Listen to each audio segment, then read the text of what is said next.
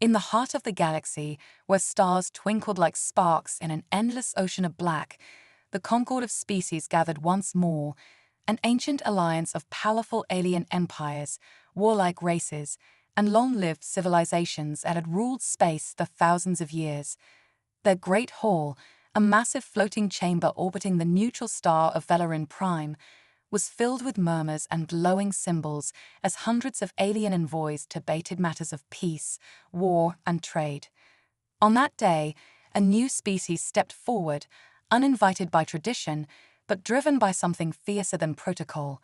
Beleth had arrived. The human delegation was small, barely 5 in number, wearing mismatched armor patched together from scavenged materials and old satellite plating. Their boots echoed across the obsidian floor as they approached the central platform, drawing the attention of beings who had never even bothered to glance in Earth's direction before. The lead figure, Ambassador Rios, stood tall despite the weight of centuries pressing down on humanity's shoulders. He scanned the crowd with calm eyes, then spoke clearly into the translator system. "We come with a message," he said. "Do not invade Earth. You will regret it." The room erupted, not with silence or concern, but laughter, echoing, hissing, vibrating through alien throats and cybernetic speakers. The Tarskai, a reptilian warrior race, shook their scaled heads with amusement. The Vellum Collective, a network of hive minds known for their cold logic, dismissed the humans with buzzing sarcasm. And the Karel Imperium, oldest among them, watched with glowing golden eyes, as if amused by the idea that such a young species could threaten anything. Earth, to them, was a planet barely crawling out of its cradle, a world of fossil fuels and short lifespans, not worthy of notice, much less fear. Whispers spread quickly. How did these primitives breach galactic space? How dare they speak in threats? Some called it desperation. Others called it madness. But Rio stood unmoved, unshaken. He did not raise his voice or respond to the laughter. He simply lifted a small device from his belt and tapped a sequence. A holographic stream of data burst into the air, coordinates, energy signatures, and a silent signal sent out into the deep. Then he looked up, meeting the eyes of every ambassador who still found him amusing, and said, "We don't bluff." The hall grew quieter, but the air still buzzed with disbelief.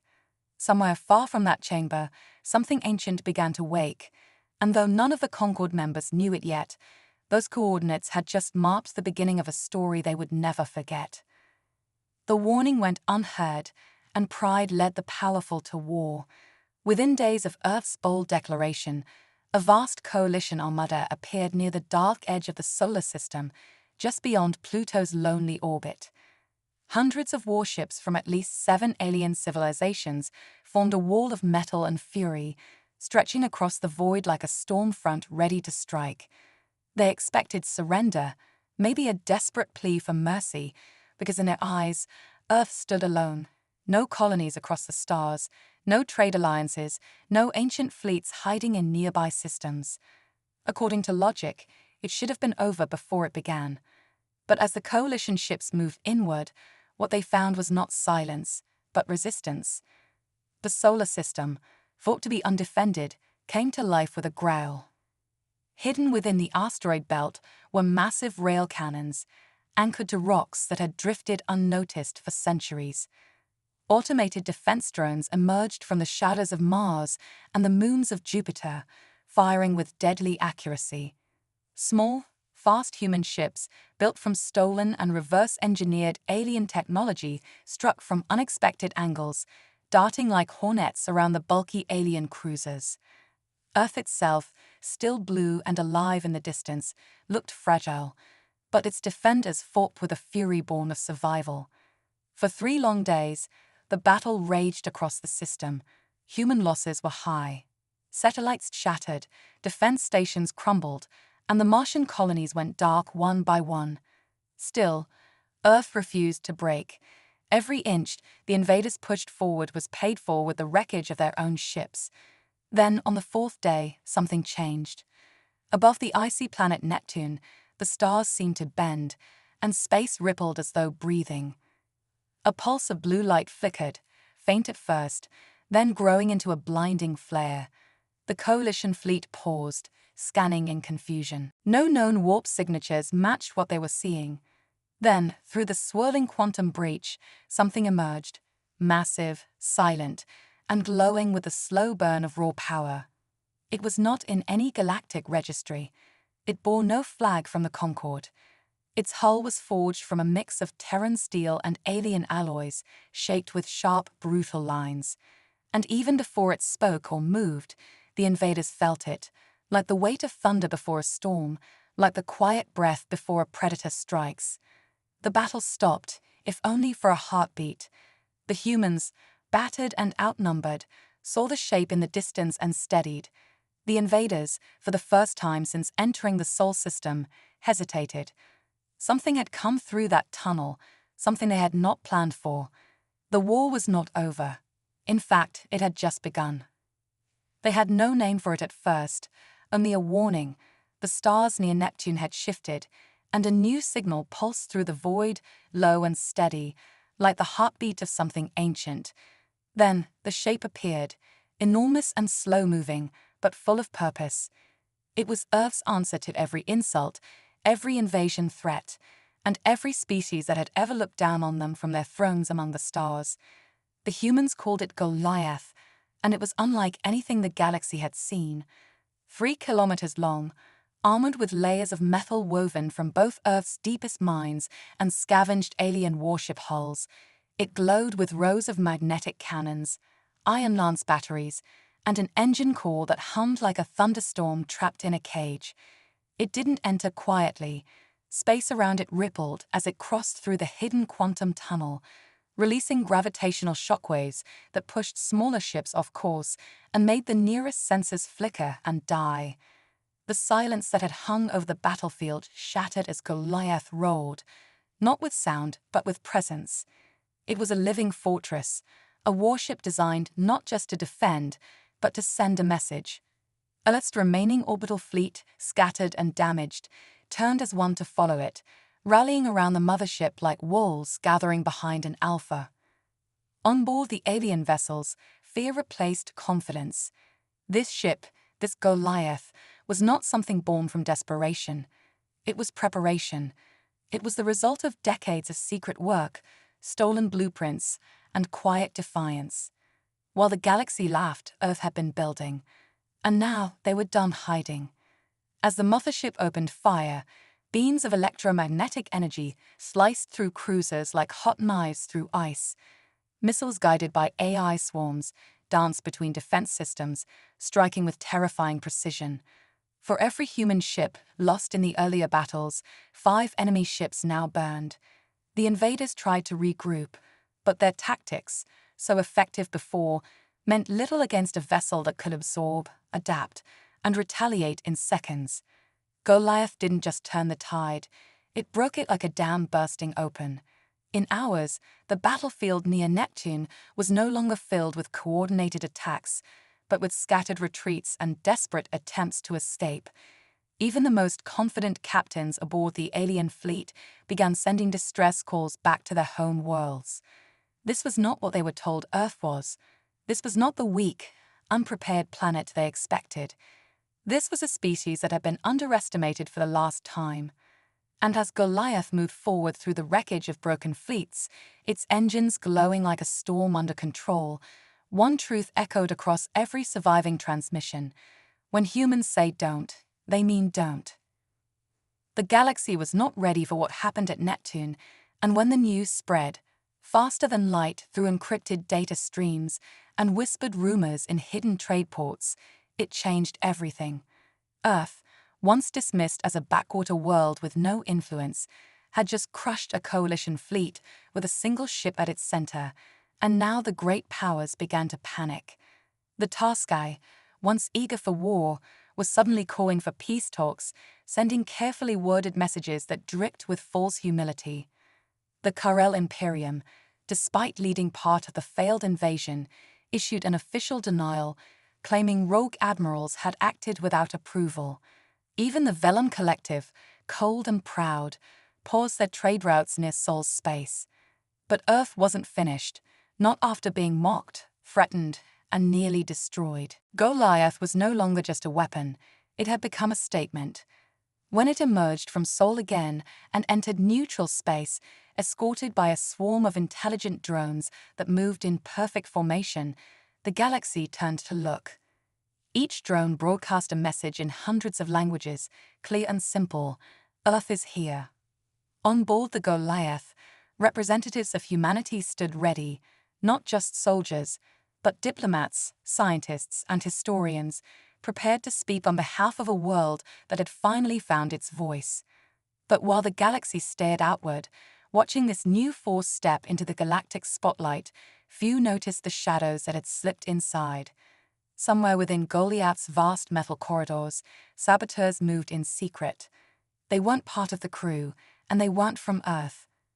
Smuggled in during recovery operations after the Neptune battle, they hid in cargo bays and utility shafts, using cloaking tech stolen from the Vellum. Their goal wasn't to destroy the ship with firepower, it was to rot it from within. One by one, security systems began to fail without reason. Maintenance bots changed patrol routes. Navigation subroutines flickered. At first, the crew suspected glitches, maybe interference from hyperspace residue, but soon it became clear that this was no accident. Commander Ayla Tran, one of Goliath's lead officers, noticed the pattern first. A deleted file here, a redirected command there, too clean to be chaos. As diplomats negotiated in the forward chambers and drones, circled like sentinels, she led a small team into the lower decks, armed not just with weapons, but sharp eyes and sharper instincts. Every step deeper revealed more signs: stripped wires, hacked panels, oxygen systems bypassed in ways that suggested a future attack. And then finally a movement, a figure slipping between shadows, too fast for the cameras, but not fast enough for Ayla. The chase began, silent and tense, through corridors lit only by emergency lights. She didn't know who they were or how many, but she knew one thing for certain. Someone wanted Goliath to fall not from outside guns, but from betrayal within. And if they succeeded, Earth's first victory would become its last. Inside the massive, steel heart of Goliath, something felt wrong. At first it was small things: lights dimming for a second longer than normal, access doors taking just a moment too long to respond, crew members going off duty and never returning. No alarms were triggered, no direct attacks were seen, but a silent fear began to creep through the corridors. Commander Ayla Tran had seen many forms of warfare, but this kind, the kind where the enemy was already inside, was always the most dangerous. Born in a shattered underground shelter during the early days of Earth's unification wars, she had grown up knowing the sound of distant gunfire and the silence of betrayal. Now, as Goliath drifted through neutral space with all eyes of the galaxy fixed upon it, she found herself leading a new kind of mission, one not fought with fleets, but with shadows. Her team, hand-picked from Earth's best special operations units, moved through the labyrinth of inner decks and forgotten maintenance shafts, scanning for signs of tampering. It didn't take long to confirm their worst fear. Someone was trying to sabotage the core reactor, and whoever it was knew exactly how the systems worked. Security logs were being wiped as fast as they could be written, and power was being rerouted in ways only a true engineer, or someone trained by Earth's enemies, could manage. Eventually, a pattern emerged, pointing toward a Corel-born technician assigned to a civilian science team, quiet, skilled, and completely false. He had used a fake identity, but his sabotage was very real. His plan was simple: overload the core from deep inside the ship's reactor spine, causing a chain reaction powerful enough to tear Goliath apart from within, all while making it look like an accident. If he succeeded, the explosion would not only destroy the ship, but also humiliate Earth in front of the entire galaxy, proving their so-called mothership was nothing more than a paper beast. Ayla couldn't allow that to happen. With her team close behind, she entered the dim, sweltering passageways of the engineering decks, where the hum of energy was so loud it drowned out footsteps. The Karel traitor was fast, clever, and had already disabled most of the automated defenses, but Ayla didn't need machines. She had instinct, training, and resolve. The final confrontation came in a narrow control chamber glowing red with emergency lights and reactor heat. He tried to reason with her, claiming the galaxy needed balance, that Earth was rising too fast, that fear was necessary to restore order. She didn't waste words. One shot, precise and unhesitating, ended the sabotage before it could reach its final stage. Her team secured the systems, sealed the breach, and purged the infiltrators' tampering codes. When Goliath's lights returned to full brightness and systems came back online, a calm swept through the crew. Earth's symbol had survived its first internal strike. Outside, the galaxy watched for weakness, but saw only strength. Ayla didn't ask for recognition. She simply reported threat neutralized and returned to her station. Goliath, bruised but unbroken, continued its journey, still roaring through the stars. The stars had gone quiet after the sabotage attempt failed, but the silence wasn't peace. It was the sound of an entire galaxy holding its breath. Messages flew back and forth between empires, old alliances crumbled behind closed doors, and the concord of species, once so confident in its power, finally did what it had never done before when dealing with Earth. It asked for a meeting. Not a warning, not a demand, but a truce. And this time, no one laughed when Earth's acceptance arrived. Goliath entered the Concord's central station in full view of every major species, its hull freshly repaired, its weapons powered down but visible, and its escorts moving in silent precision. Humanity did not walk into the chamber as guests, they entered as equals. Ambassador Rios stood once again in the same hall where he was once mocked, wearing the same simple uniform, but now every eye followed him with quiet caution. Around him sat the galaxy's oldest powers, their expressions guarded, their pride bruised, their respect hard-earned. When Rios spoke, he didn't raise his voice. He didn't need to. His words carried the weight of every human who had fought, fallen, and survived to see this moment. Earth's terms were clear. No species, no matter how powerful, could colonize a planet without the consent of its people. No being would be labeled inferior based on origin, biology, or advancement. And most importantly, Earth would now hold a permanent seat at the Concord's decision table. Some leaders flinched, others shifted uncomfortably, but no one interrupted. A vote was called. The room grew tense as representatives cast their decisions, some with shaking hands, some with defiance. A few abstained, unwilling to show support, yet unwilling to oppose a species that had proven so capable. The results came in, narrow, close, uncertain, but in the end, the motion passed. For the first time in recorded galactic history, a young, once-ignored planet had earned its place not through centuries of politics or inherited status, but through sheer will, sacrifice, and determination. Earth was no longer a fringe world floating in the dark corners of space. It had stepped into the center, into the light. And though not every species welcomed this new balance, none could deny that something had changed. The Concord's symbol, once untouched for generations, was quietly updated, a new emblem etched into the table to represent Earth's seat. As the session ended, and leaders drifted off in their private shuttles and cloaked ships, whispers echoed in the halls. Some called it a victory, others a warning, but all agreed on one truth. Earth was no longer just a name on a star chart. It was now a force among the stars. Rios returned to Goliath, not with a speech, but with a quiet smile. The mission was not over. There would always be threats, challenges, and shadows to face. But for now, Earth had claimed its place in the galaxy, and no one could take it away. Years passed, but the name Goliath never faded. Though battles ended and treaties were signed, the galaxy remained a restless place, always shifting, always testing the edge between peace and power. Now Goliath moved silently along the outer rim of known space, its massive form cutting across the stars like a shadow with purpose. It did not come as a conqueror anymore, and its weapons, that are still sharp, were not fired in anger.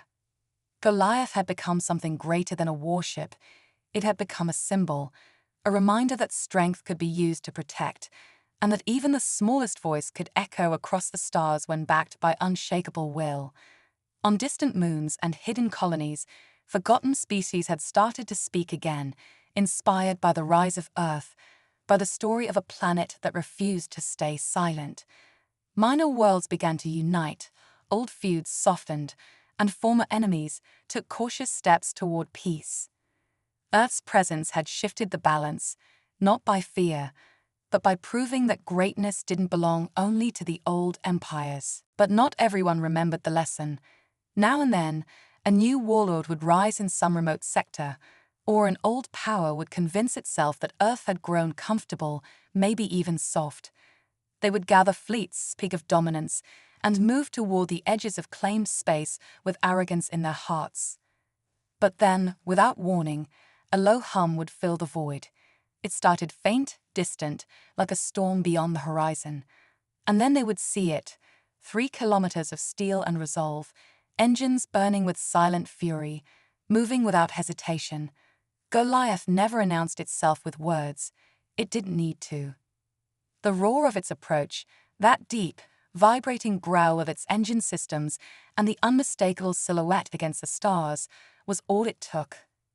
The would-be invaders remembered stories, of fleets shattered near Neptune, of drones delivering ultimatums, of a single commander who stopped a saboteur before the galaxy could laugh again.